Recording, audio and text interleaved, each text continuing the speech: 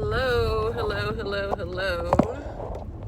I just wanted to get on here real quick and tell you a little bit about what I got going on right now. I'm headed to make an errand, and then I'm going back up to the church. I want to give you a quick just a testimony. Yeah, today is Monday. Yesterday was Sunday.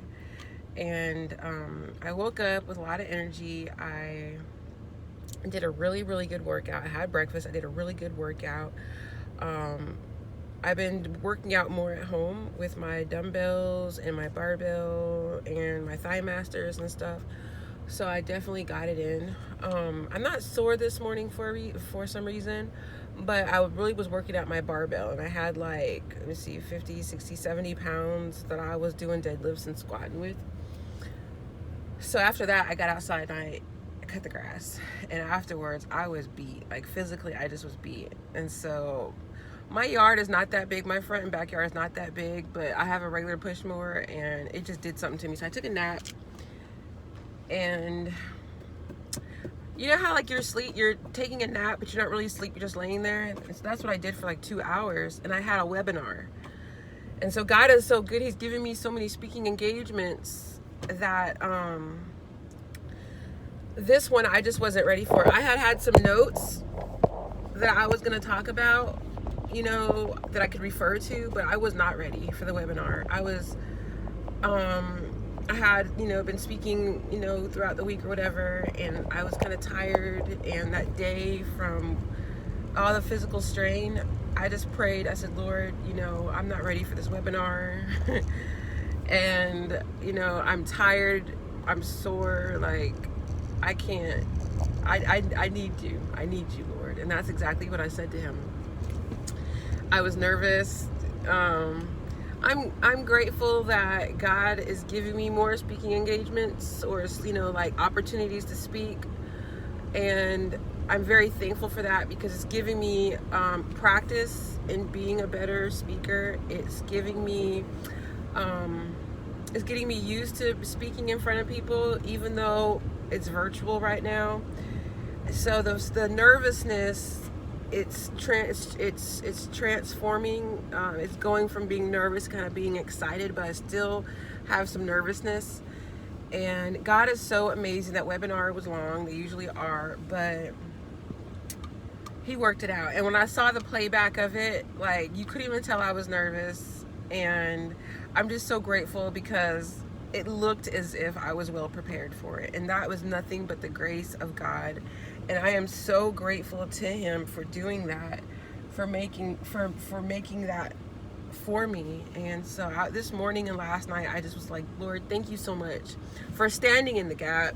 He is definitely the God of the gap.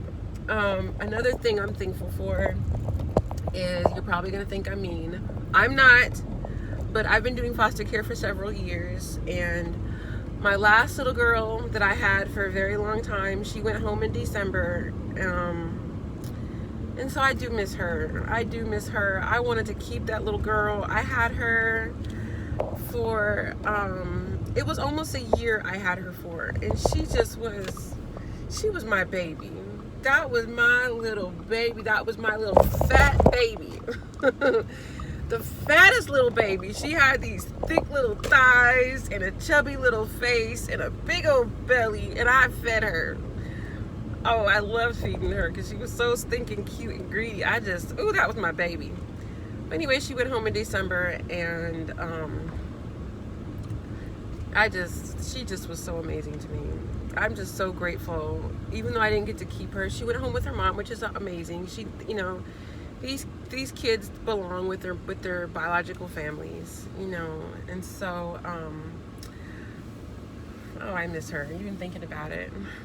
Oh, her and I have the same middle name. So my middle name is Nicole. Her middle name was Nicole too. It was really weird. Oh, anyways, I miss that little fat girl. So, I can go because it's right here. Right turn away. Turn, whatever that.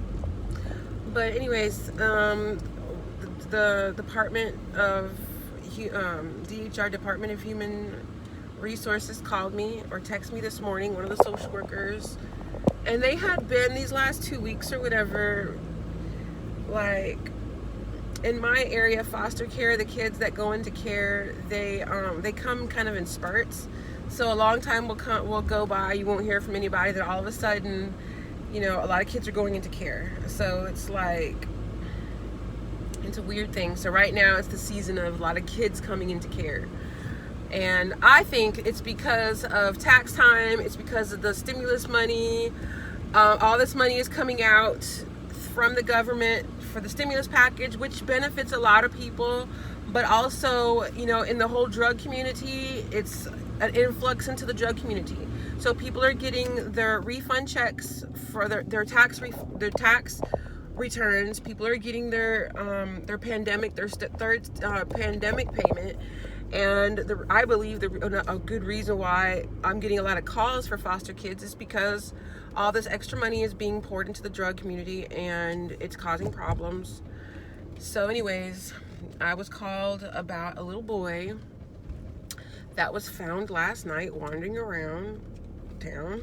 He was picked up by the police, or somebody called the police and the police came and picked him up. He just was walking around. The social worker said that he was a 1-year-old baby.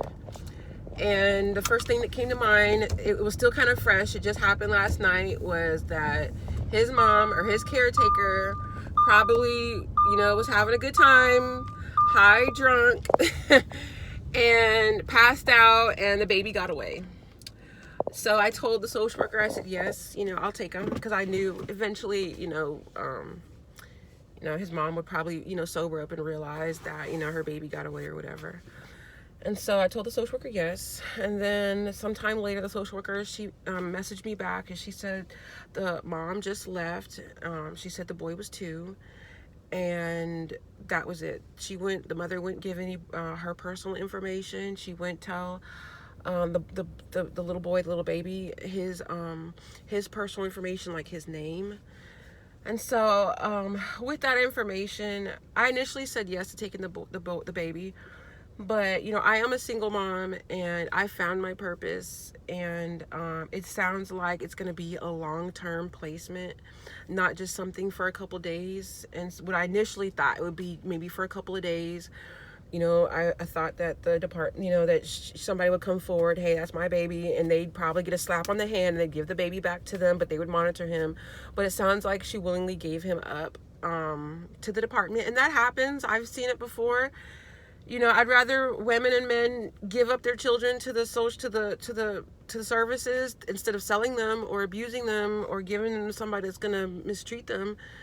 So it sounds like she gave up her baby and she left. And so I'm not really in the market right now for a 2-year-old. They're very busy, and especially for a long-term placement. So I texted her back and I told her no, I'm not gonna be able to do it. She said okay. Don't judge me. But that just was the better decision for me and my family. So anyway, I thank God that that they called and offered the boy to me. But right now, I'm just not in the market. Anyways, I just wanted to share that with you. I wasn't going anywhere with that. I'm outside of my appointment. So I am Nikki the Great. Together, we are growing, sharing, and thriving.